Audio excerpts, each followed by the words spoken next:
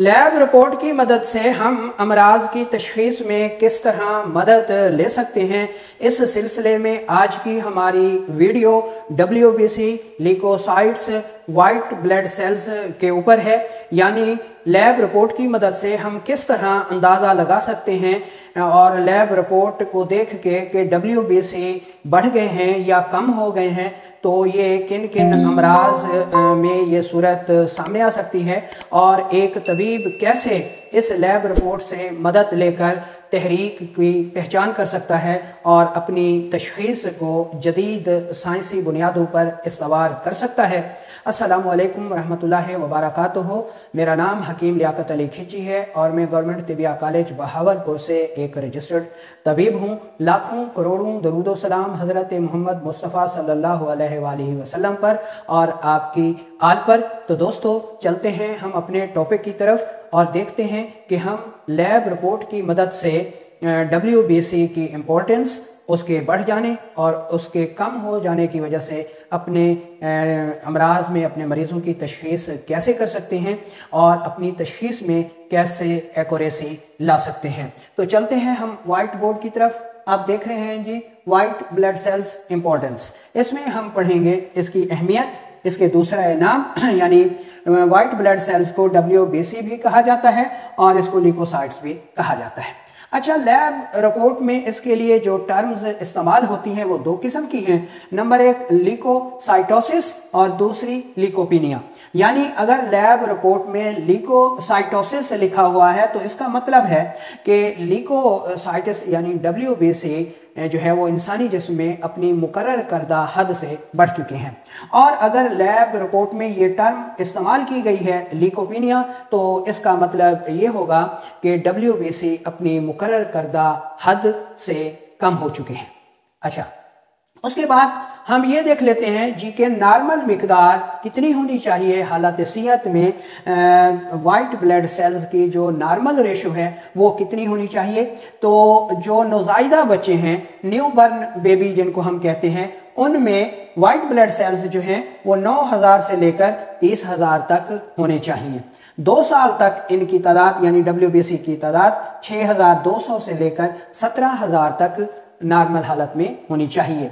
और 3 साल से लेकर जवानी तक की जो रेशो है WBC की वाइट ब्लड सेल्स की वो 4000 से लेकर 11,000 तक होनी चाहिए। यानी 4000 से कम ना हो और 11,000 से ज़्यादा ना हो। अगर ये मिकदारें बिगड़ जाती हैं तो हमारे जिस्म में खौफनाक अमराज जो हैं वो पैदा हो जाते हैं। अब हम इसकी इम्पोर्टेंस को पढ़ते हैं कि वाइट ब्लड सेल्स की हमारे जिस्म में अहमियत क्या है। मुख्तसर तौर पर आप यूँ समझ लें कि WBC जो हैं ये हमारे जिस्म की दिफाई फोर्स हैं, ये हमारे जिस्म का दिफा करते हैं और बाहर से जो हमलावर दुश्मन हैं, बैक्टीरिया हैं, वायरस हैं, ठीक है, उनके हमलों से ये हमारे जिस्म को बचाते हैं, हमारे जिस्म की क़ुव्वत मुदाफ़ियत पैदा करते हैं, जिसकी वजह से हमारा जिस्म जो है वो अमराज से बचा रहता है। ठीक है जी। अब हम ये पढ़ लेते हैं जी कि ल्यूकोसाइटोसिस की वजूहात क्या हैं, यानी किन सूरतों में WBC जो हैं वो अपनी मिकदार से बढ़ जाते हैं। तो शदीद किस्म की इन्फेक्शन, जरासीमी और वायरल हमले, जल जाना, सर्जरी का अमल, ल्यूकीमिया, बोन मैरो ट्यूमर और इसके अलावा सोजाक, स्ट्रेस, बोल डिजीज़, एलर्जी, दमा, दौरान हमल, शदीद इंजरी यानी एक्सीडेंट वगैरह का हो जाना और इसके बाद स्टीरॉइड का बेतहाशा इस्तेमाल जो है वो WBC की तादाद जो है वो इंसानी जिस्म में बढ़ा देता है। अब हम ये देख लेते हैं जी कि जो ल्यूकोपीनिया है, ठीक है, इसकी क्या वजूहात है।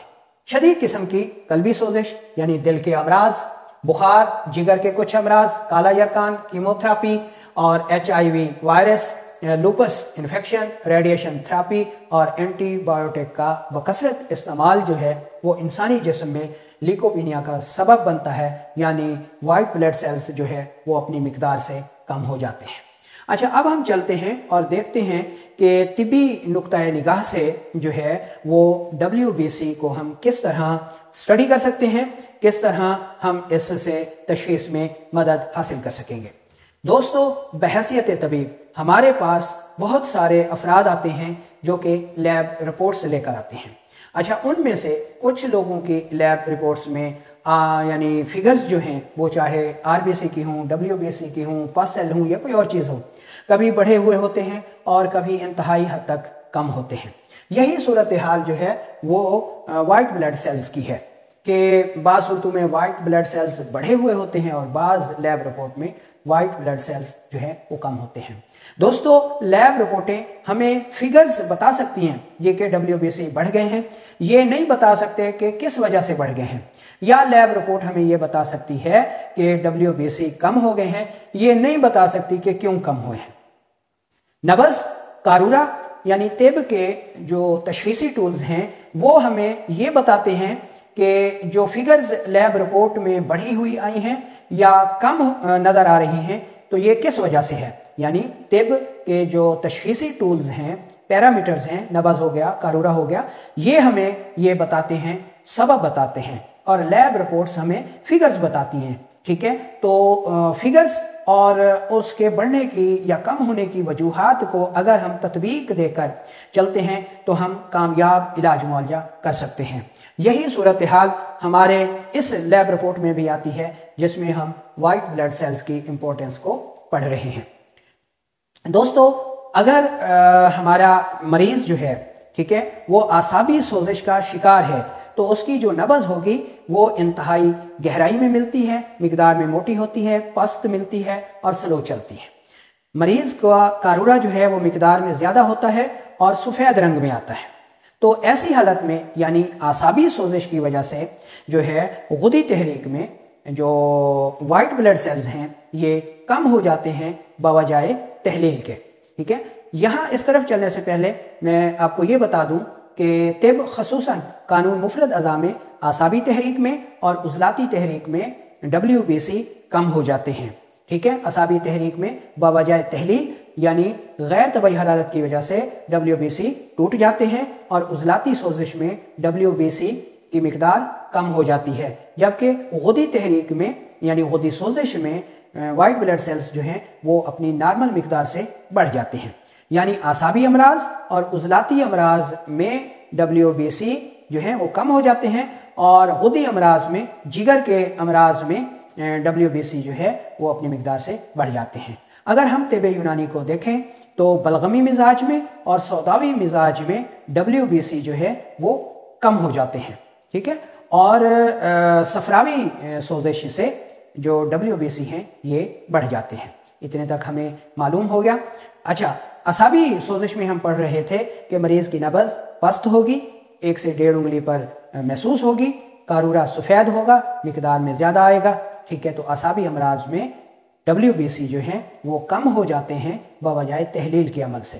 تو اس کے لیے آپ کے پاس بہترین نسخہ ہے، یعنی حلیلہ، بلیلہ، آملہ اور گندھک آملہ سات چاروں برابر وزن لے کر انتہائی باریک پاؤڈر کر لیجئے اور 500 ملی گرام صبح دوپہر شام استعمال کریں۔ دوسرے نمبر پر آ جاتی ہے عضلاتی سوزش، عضلاتی تحریک۔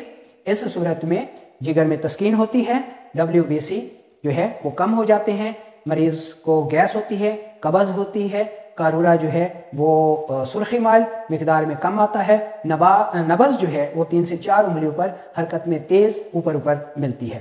تو ایسی صورت میں یعنی عضلاتی سوزش ہو گئی ہے تو اس صورت میں درج ذیل نسخہ استعمال کرنے سے جو WBC کم ہو گئے ہیں، قوت مدافعت کم ہو گئی ہے، تو اس سے WBC کی مقدار جو ہے وہ پوری ہو جاتی ہے۔ اس میں آپ نے اجوین دیسی لینی ہے اور نمک سفید لینا ہے اور گندھک آملہ سار لینی ہے۔ تینوں چیزیں برابر وزن لے کر انتہائی باریک پاؤڈر کر لیجئے اور 2 رتی سے 4 رتی تک صبح دوپہر شام استعمال کریں۔ اچھا، ایسی صورت میں جب تیزابیت کی وجہ سے، ترشی کی وجہ سے WBC کم ہو جاتے ہیں، قوت مدافعت کم ہو جاتی ہے، تو شہد اور دیسی گھی جو ہے وہ بہت ہی زبردست افادیت دکھاتے ہیں۔ اس صورت میں ان کو بھی نہ بھولیے گا۔ اچھا، تیسری صورت جو ہے جس میں غدی سوزش آ جاتی ہے، صفراوی سوزش آ جاتی ہے، تو اس میں WBC بڑھ جاتے ہیں، جیسا کہ سوزاک میں، ورم رحم میں، صورت انزال میں۔ ٹھیک ہے، تو ایسی صورت میں WBC جو ہے وہ بڑھ جاتے ہیں غدی سوزش میں۔ نبض، حرکت میں تیز، قوام میں نرم یعنی دبانے سے دب جاتی ہے اور درمیان میں ملتی ہے۔ مریض کا جو قارورہ ہوتا ہے وہ زردی مائل اور قطرہ قطرہ جلن کے ساتھ آیا کرتا ہے، اور لیب رپورٹ میں WBC کی جو تعداد ہے وہ بڑھی ہوئی ملا کرتی ہے۔ تو ایسی صورت کا علاج ہم نے کرنا ہے جی ملٹھی، سہاگا بیریاں اور گندھا کاملا سار برابر وزن لے کر انتہائی باریک پاؤڈر کر لیجئے اور 1 گرام صبح دوپہر شام استعمال کیجئے۔ تو ان 3 مختلف آرگنز کی سوزش کی وجہ سے جو WBC کی ریشو ہوتی ہے وہ لیب رپورٹ میں نظر آیا کرتی ہے۔